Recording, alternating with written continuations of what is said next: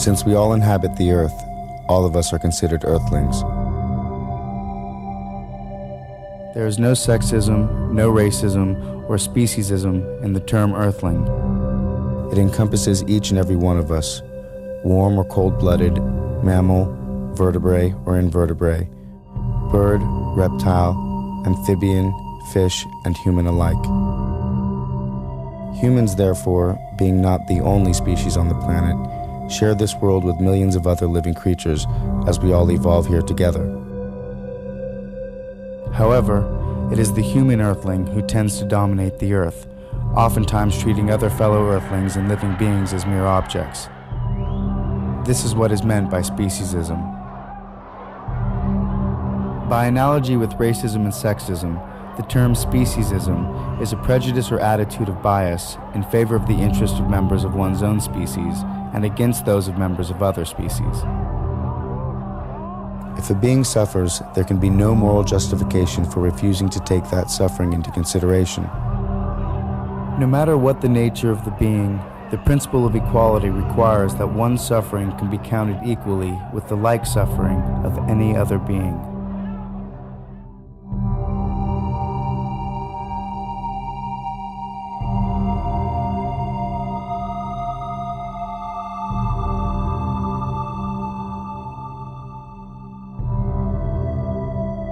Racists violate the principle of equality by giving greater weight to the interests of members of their own race when there's a clash between their interests and the interests of those of another race.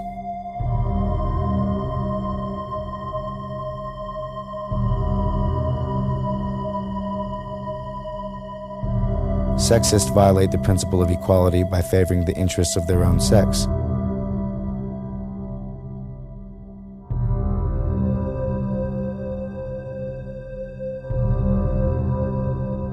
Similarly, speciesists allow the interests of their own species to override the greater interests of members of other species.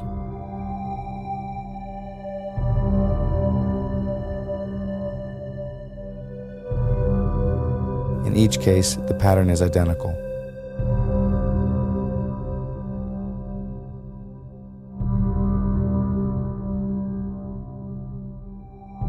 Though among the members of the human family we recognize the moral imperative of respect, every human is a somebody, not a something.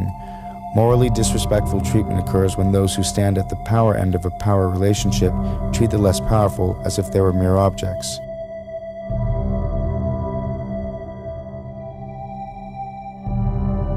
The rapist does this to the victim of rape, the child molester to the child molested, the master to the slave. In each and all such cases, humans who have power exploit those who lack it.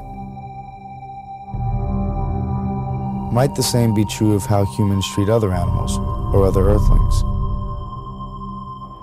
In their behavior toward creatures, all men were Nazis. The smugness with which man could do with other species as he pleased exemplified the most extreme racist theories. The principle that might is right. The comparison here to the Holocaust is both intentional and obvious.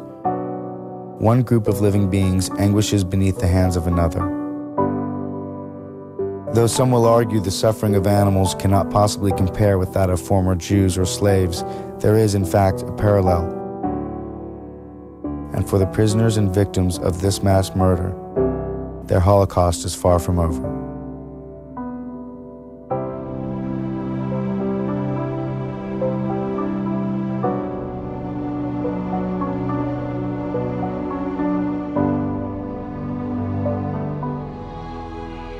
It all comes down to pain and suffering, not intelligence, not strength, not social class or civil right. Pain and suffering are in themselves bad and should be prevented or minimized, irrespective of the race, sex, or species of the being that suffers. We are all animals of this planet. We are all creatures. The time has come for each of us to reconsider our eating habits, our traditions, our styles and fashions, and above all, our thinking. Reason demands a better answer. But one thing is absolutely certain. Animals used for food, used for clothing, used for entertainment, and in scientific experiments, and all the oppression that is done to them under the sun, they all die from pain. Each and every one. 3 primary life forces exist on this planet: nature, animals, and humankind.